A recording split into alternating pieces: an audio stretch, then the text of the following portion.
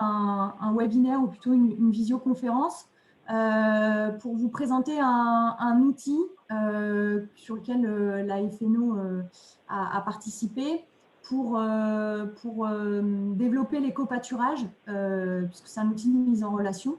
Et donc, voilà, on souhaitait vous présenter cet outil et puis engager la discussion autour de cette nouvelle activité. Voilà. Donc, au niveau des participants à cette réunion,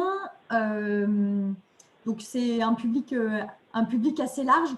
Donc, on souhaitait déjà pouvoir communiquer, on va dire en interne, c'est de l'interne élargi, mais on va dire dans le monde ovin pour vous présenter l'outil. Et donc, voilà, on a des syndicats qui sont présents, des responsables professionnels, présidents de syndicats ou pas d'ailleurs, des animateurs. On a aussi pas mal de chambres d'agriculture, on a des enseignants, on a l'Institut de l'élevage qui est là.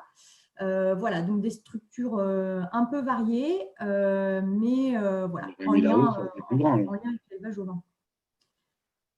Donc, pour démarrer, donc, vous voyez l'écran, c'est bon? Ouais, tout le monde voit l'écran? OK. Donc, pour vous donner des petits éléments de contexte par rapport donc, à cet outil. Donc, comme vous le savez tous, aujourd'hui, l'éco-pâturage est une pratique qui est de plus en plus plébiscitée par les collectivités et les entreprises. Déjà parce que maintenant, il y a une régulation avec une règle des zéro phyto qui a conduit à ce que voilà, les collectivités et les entreprises repensent un peu l'entretien de leur espace naturel. Donc ça, c'est une contrainte qui a vraiment boosté l'intérêt pour la pratique de l'éco-pâturage, même si certaines faisaient déjà appel à ces pratiques-là avant. Et donc, on a concrètement, depuis quelques mois, je pense surtout, vous avez pu le constater, je pense que certains ont été sollicités. Il y a de plus en plus de collectivités et d'entreprises voilà, qui ont soit déjà recours à l'éco-pâturage ou l'envisagent en tout cas, parce que ça présente quand même de nombreux avantages, surtout donc une alternative à l'utilisation des phytos, mais aussi potentiellement un intérêt économique, le fait que dans certaines zones un peu escarpées, ça peut être compliqué d'avoir un entretien mécanique, parce que aussi en termes sociétal, d'un point de vue sociétal, en termes d'image et aussi pour la préservation de la biodiversité, ça présente un vrai intérêt. Donc, du coup, voilà, il y a de plus en plus de demandeurs, on va dire, et de potentiels clients qui souhaitent développer cette pratique. En parallèle, forcément, qui dit demande en augmentation dit que, en termes d'offres, il y a des entreprises qui savent saisir les opportunités. Et donc, il y a aussi de plus en plus d'entreprises qui se sont spécialisées dans ce domaine et qui, pour un certain nombre, voilà, font appel soit à des éleveurs ou pas d'ailleurs. Des fois, c'est des personnes qui ne sont pas forcément éleveurs à la base. Mais en tout cas, globalement, c'est quand même au détriment des éleveurs dans le sens où ils captent la valeur ajoutée et qu'en plus, des fois, en termes de conditions de travail, on n'est pas toujours dans l'optimal. Et donc, ça fait partie des raisons pour lesquelles, en tout cas, nous, au niveau de la FNO, on a souhaité se pencher sur ces questions pour se dire comment peut-être essayer de recapter cette valeur ajoutée.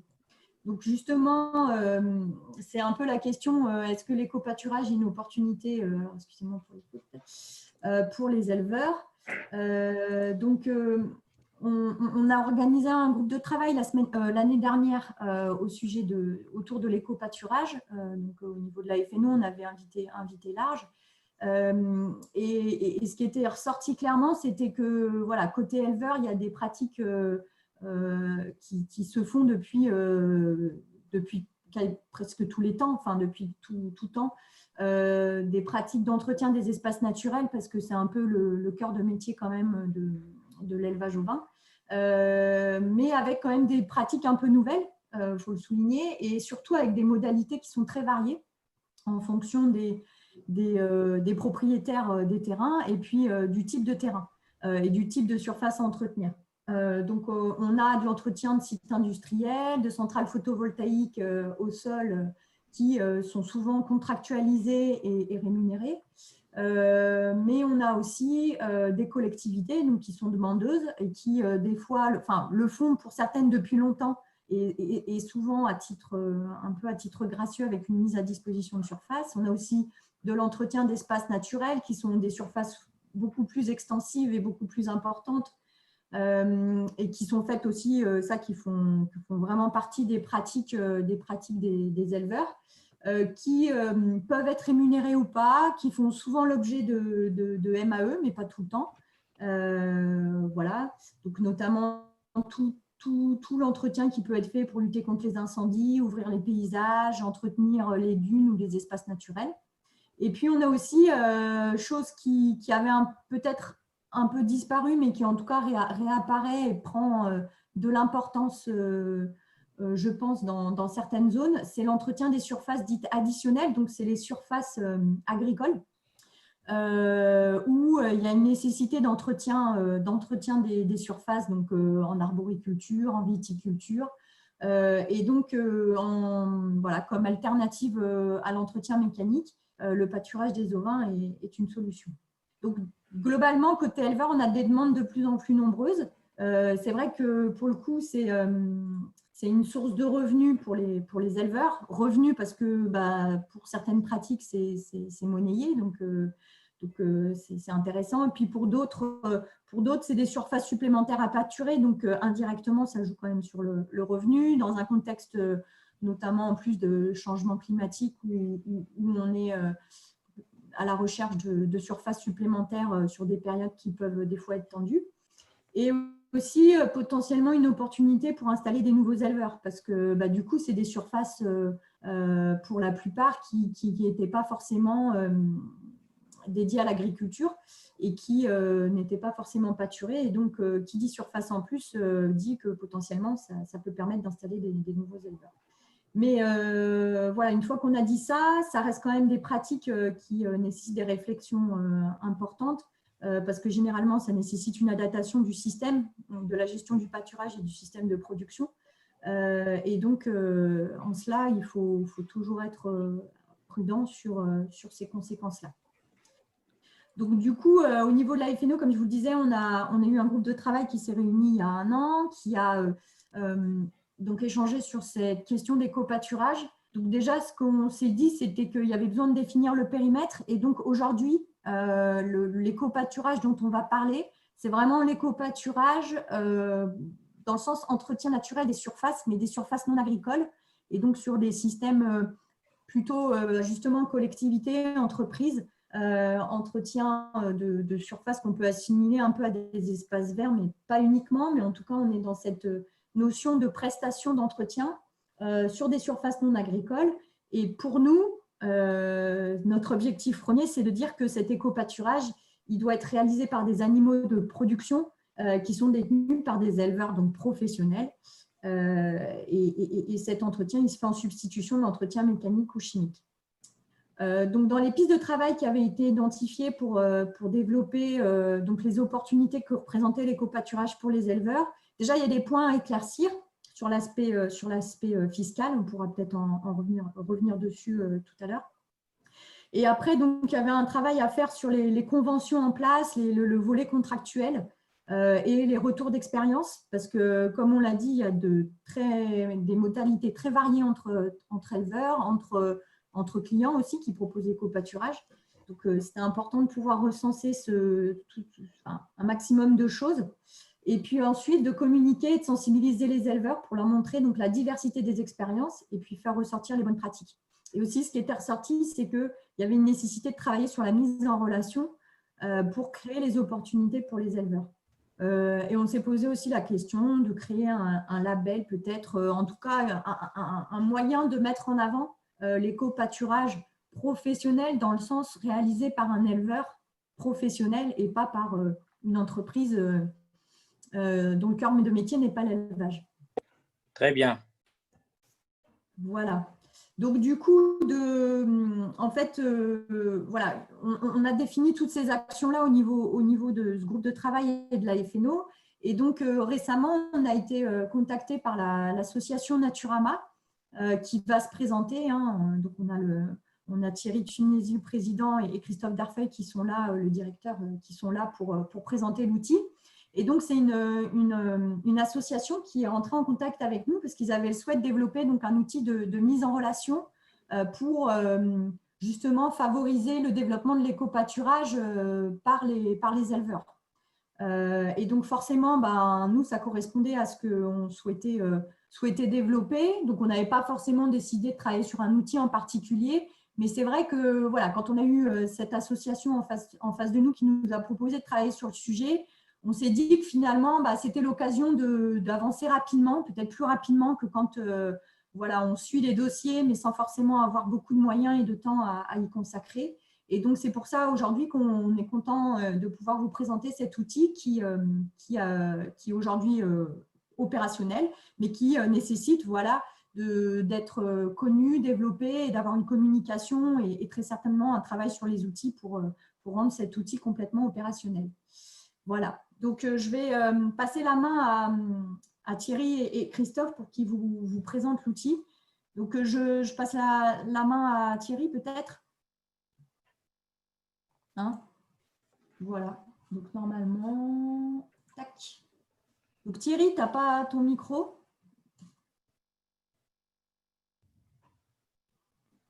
Et l'idée, du coup, c'est que voilà, on puisse avoir une présentation, que vous puissiez nous présenter l'association et puis nous présenter l'outil en naviguant sur Internet puisqu'il est en ligne. Bon, le temps que Thierry se connecte, je vais commencer une petite présentation. Donc, moi, je suis Christophe Darfeuille, je suis directeur salarié de l'association. C'est une association qui existe depuis 20 ans. Moi, je suis fils et petit-fils d'éleveurs. Et du coup, c'est vrai qu'à l'origine, quand on a créé l'association, on ne pensait pas du tout faire de l'éco-pâturage. On a démarré il y a 15 ans un peu par un concours de circonstances, on va dire. On développait une ferme itinérante en fait dans les écoles et on a eu des demandes de collectivités qui nous ont dit mais est-ce que vous pourriez nous laisser les moutons à l'année ou au mois? Et donc, c'est né comme ça. Alors, on va dire, chasser le naturel, il revient au galop, hein. On ne va pas se refaire. Donc, je n'avais pas trop de mal à mettre en place des parcs et à proposer les moutons autour de Lyon, surtout je vous parle de ça, c'était en 2005-2006, il y avait énormément de demandes. Et puis aujourd'hui, voilà, on a embauché un berger en début d'année, à l'année, à plein temps. Moi, je suis pratiquement 60%, 70% de mon temps sur cette activité. Et puis, comme l'a expliqué Audrey tout à l'heure, on a vu arriver beaucoup de startups. Moi, je les appelle un peu comme ça, c'est-à-dire des gens qui ne sont pas du tout du métier de la profession, mais qui ont bien senti le filon commercialement. J'aime bien la définition que donne Audrey. Effectivement, c'était un peu un hold-up de la plus-value des bergers parce que certains de ces startups profitaient de l'inexpérience de certains bergers pour les faire travailler sur des parcelles. Alors, on est bien sur des espaces enherbés, mais on va dire qui sont parfois, qui ne sont pas d'une grande richesse pour la croissance des animaux. Il faut en être conscient. C'est des friches, c'est des délaissés, mais nous, on a réussi à trouver un compromis avec ça.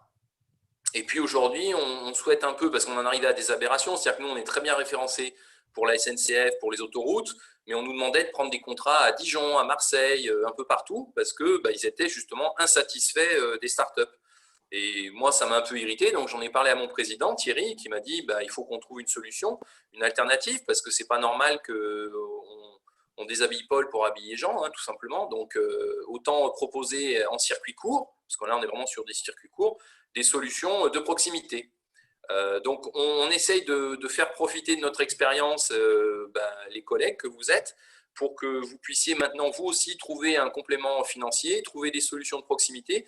Toutes les opérations que vous allez trouver sur l'application ne sont pas forcément des opérations marchandes, c'est-à-dire que ce n'est pas forcément une prestation, mais ça peut souvent être, Thierry vous en parlera tout à l'heure, on a eu des échanges déjà avec certains éleveurs où c'est une solution de proximité, c'est-à-dire que voilà, vous avez une parcelle près de chez vous, vous ne le saviez même pas, qui appartient à l'autoroute ou qui appartient à la SNCF. Alors là, c'est les deux exemples que je donne, mais à terme, on va effectivement trouver plein d'autres clients. On a déjà des contacts avec des centrales photovoltaïques, on a des contacts avec le réseau hydroélectrique, RTE. On a d'autres transporteurs, on a des autoroutes également qui nous sont contactés. Donc voilà, ça va s'étoffer au fil du temps. Et on aimerait que cette application puisse servir à tous comme un outil de partage. Voilà, c'est un peu la définition qu'on en a donnée. Je laisse la parole à Thierry qui va en dire un peu plus.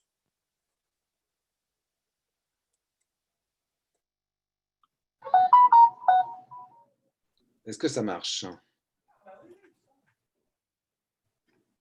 Oui, ça Oui, marche. c'est bon. Thierry. Bonjour à tous. Donc, l'application s'appelle, c'est un site web et une application, c'est-à-dire vous pouvez le mettre sur votre ordinateur ou votre smartphone. Ça s'appelle Mon Berger Local et le .fr. Et le gros avantage, c'est que vous pouvez voir par un système de géolocalisation qui sont pour vous les éleveurs, les terrains à pâturer les plus proches de chez vous et qui sont d'un autre côté pour un propriétaire, quels sont les éleveurs qui sont le plus proches de chez eux. Donc, il suffit de se connecter et de s'inscrire. L'abonnement est de 5 € par mois pour un éleveur et c'est vite amorti dès la première affaire qui peut être faite. Et par un système de géolocalisation que vous voyez là, en s'approchant, vous allez pouvoir voir automatiquement quels sont les terrains qui bougent et qui sont à proximité de chez vous. Donc, je vais vous montrer un exemple. Ici, on est sur le site. L'exemple, c'est l'exemple d'André Delpech. Je ne sais pas s'il est parmi nous. Et donc, sur cet exemple-là, on voit qu'il a pu, lui, créer sa fiche de présentation. Donc, en mettant son adresse, il a pu automatiquement voir à quel endroit il se positionnait. Bon, pour l'instant, il n'y en a pas encore beaucoup dans sa région, des terrains, mais ça va venir.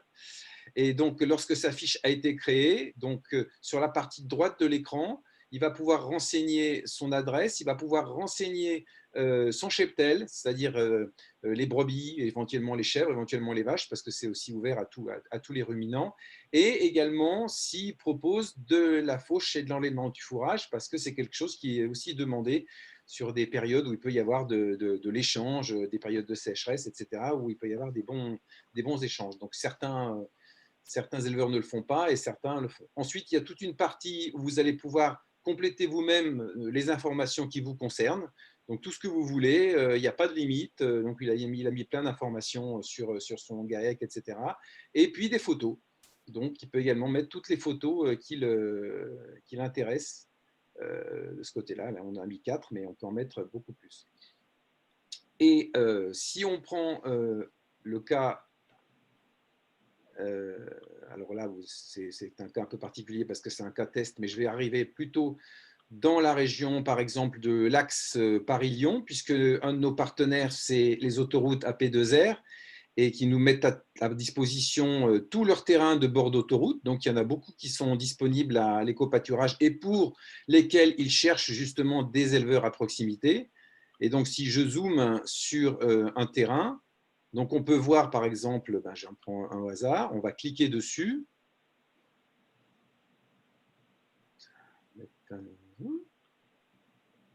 Voilà. Donc, bon, il n'y a pas de photo pour l'instant, mais on se rend compte que donc, la société AP2R Area, elle propose un pâturage qui est à Soucy, je crois que ça doit être dans Lyon, etc. Il fait quand même 10 hectares. Il y a son adresse GPS, donc c'est très pratique parce qu'on peut voir et on peut zoomer d'ailleurs très précisément, c'est le gros avantage de l'appli, pour voir où se trouve le terrain, s'il a un accès, etc. Il y a information savoir si il est clos ou pas. Il y a le nom de la responsable, son site web, son email et son téléphone. Et hop, voilà, la connexion est faite. Si un éleveur se trouve là et s'est connecté et s'est mis à proximité, vous voyez à tel point ça peut être précis pour voir où se trouve le terrain. On voit vraiment qu'on est dans le nœud dans une boucle de péage. Et ben, il peut tout à fait se connecter, prendre contact avec la personne qui est responsable. Si un éleveur est déjà présent sur la zone et a déjà des moutons en éco-pâturage, la responsable a dans sa zone, son back-office, déconnecte, donc elle n'est plus visible pour les autres. Et bon, il est même possible qu'au bout d'un certain temps, elle ne soit pas remise en service si il y a une fidélité qui se crée avec l'éleveur et que chaque année, les choses se refont. Nous, ce n'est pas l'objectif, c'est que les affaires se fassent et qu'elles puissent vraiment être pratiques là-dessus. Donc ensuite, il y aura également de la même manière des photos qui auront été mises de la même manière. Ensuite, les autres informations, ce sont des informations qui sont qui sont pour tout le monde, c'est-à-dire quelles sont les bonnes pratiques. Donc, on va pouvoir découvrir pour chacun. Ça, c'est ouvert à tout le monde, pas besoin d'être abonné. Donc, quelles sont les règles sanitaires, l'avantage économique, la manipulation des animaux, la reproduction, enfin des choses que vous savez, mais on a essayé de donner des informations qui étaient vraiment propres à l'éco-pâturage. On a travaillé avec plusieurs spécialistes là-dessus. Et également, il y a également des éléments liés au contrat. Donc, les contrats qui sont justement en train d'être travaillés avec la FNO et pour lequel, pour l'instant, on a mis un lien qui permettait de demander les contrats et les matrices types. Pour l'instant, le lien est renvoyé directement sur Audrey, qui, comme ça, pourra vous donner les réponses et vous donner à la fois des idées de contrats et à la fois des éléments concernant les tarifs. Sur la partie centrale, on a voulu mettre en place une liste par département des référents locaux. Donc, les référents locaux, c'est bien sûr les syndicats ovins par département et les chambres d'agriculture qui auront un spécialiste dans le domaine. Pour l'instant, par exemple, si on clique sur Drôme, il y a Louise, j'ai vu qu'elle était parmi nous, donc qui est dans la Drôme, qui est référent du syndicat ovin, mais il nous manque des éléments. Je crois que dans le cas de l'Aisne, on n'a pas l'information sur le syndicat ovin, mais on a l'information sur la chambre d'agriculture. Donc voilà, par département, les gens pourront trouver un référent qui connaîtra un petit peu le sujet et qui pourra un petit peu aller plus loin sur le sujet. Et ensuite, on a fait tout un travail sur les différentes races de moutons qui sont bien adaptées à l'éco-pâturage, en particulier sur leur rusticité et leurs éléments. Voilà. Mais après, tout peut évoluer. On peut avoir beaucoup d'informations complémentaires sur le sujet.